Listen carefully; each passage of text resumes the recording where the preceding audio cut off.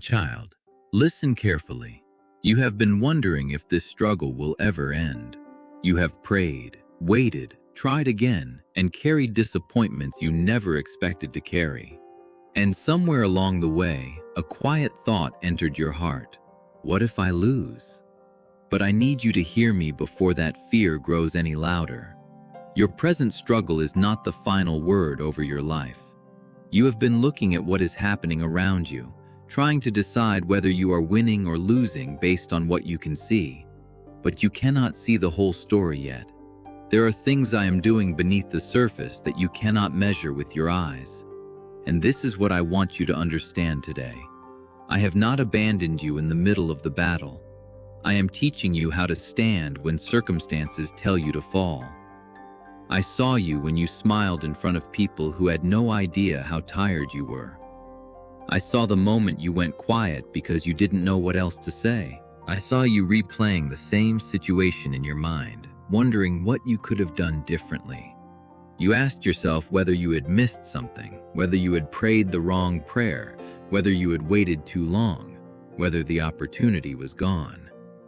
And there were nights when you didn't even ask for an answer anymore. You simply asked me for enough strength to make it through another day.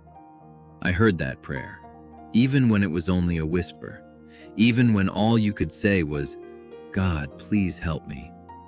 I heard you. But there is something you have misunderstood about victory. You thought victory would always look like the problem disappearing. You thought it would mean everything suddenly working out exactly the way you imagined. But sometimes the first evidence of victory is much quieter. Sometimes victory begins when fear no longer controls your decisions. Sometimes it begins when you stop allowing one disappointment to define your worth. Sometimes it begins when you can finally say, "I don't understand this, but I will still trust God." That is not weakness, my child. That is strength being formed inside you. You thought this season was only taking something from you, but I have also been building something in you. Patience where there used to be panic, wisdom where there used to be confusion, discernment where you once accepted anything simply because you were desperate for an answer. And there is more. You have been asking me, when will I finally see the victory? But I want you to ask a deeper question. What kind of person am I becoming while I wait for it? Because I care about what happens around you, but I also care about what happens within you. I do not want to give you an answer that you are not ready to carry. I do not want you to receive something good only to lose your peace trying desperately to protect it. So some of the things you called delays may have been invitations to grow.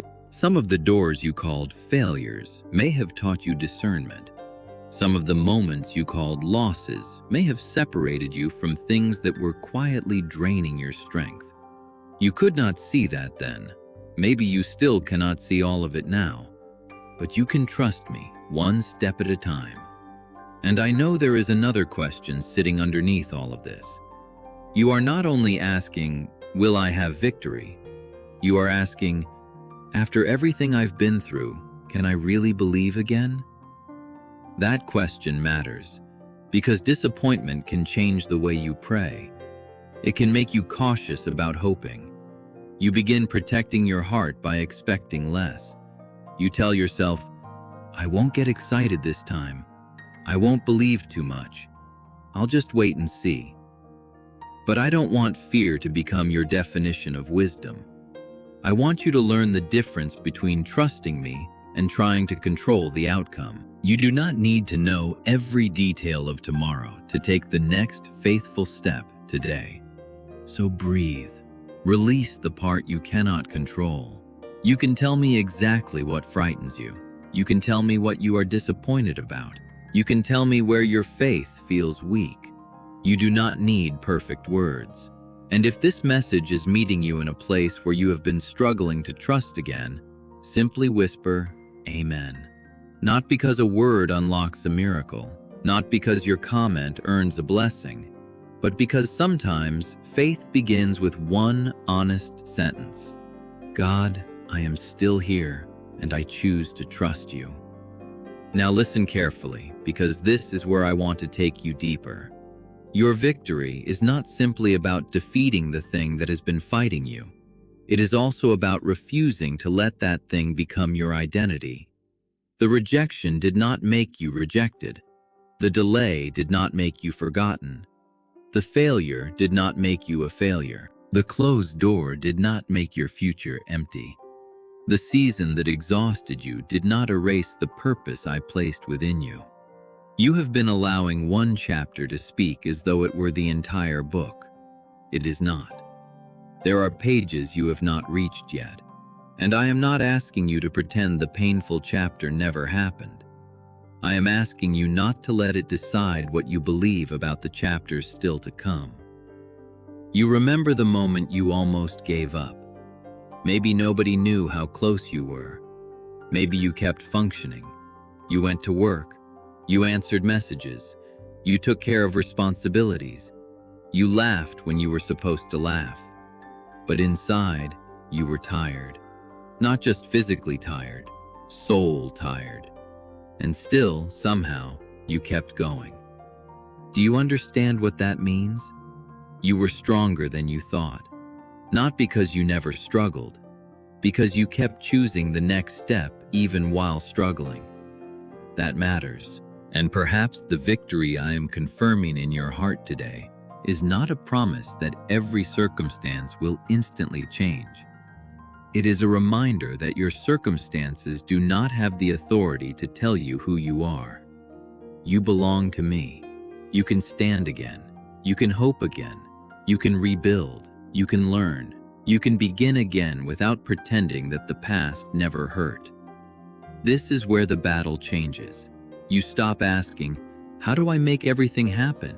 And you begin asking, "God, what do you want me to learn, release, and trust today?" That question will give you peace in places where control never could. My child, I want to restore something in you before you even see every external answer. I want to restore your peace, because you have been carrying tomorrow before tomorrow ever arrived. You have been rehearsing conversations that have not happened, imagining problems that may never come, trying to prepare yourself for disappointment before it happens. Put that burden down. You do not have to live tomorrow today. I will give you grace for today, and I want to restore your confidence too. Not confidence in your ability to control everything. Confidence that even when you cannot control everything, you are not walking alone. I want to restore your perspective. The thing that looks enormous from where you are standing is still only one part of your story. And I want to restore your ability to hope. Not reckless hope, not pretending that pain doesn't exist, but a quiet hope that says, "My situation may be uncertain, but God is still faithful." That kind of hope can survive difficult seasons. That kind of hope does not collapse every time something goes wrong. My beloved, you may still have unanswered questions when this message ends. That's okay. Faith does not mean having every answer. Sometimes faith means knowing who you will trust while the answer is still forming. You have wanted me to show you the whole road, but I may only show you the next step.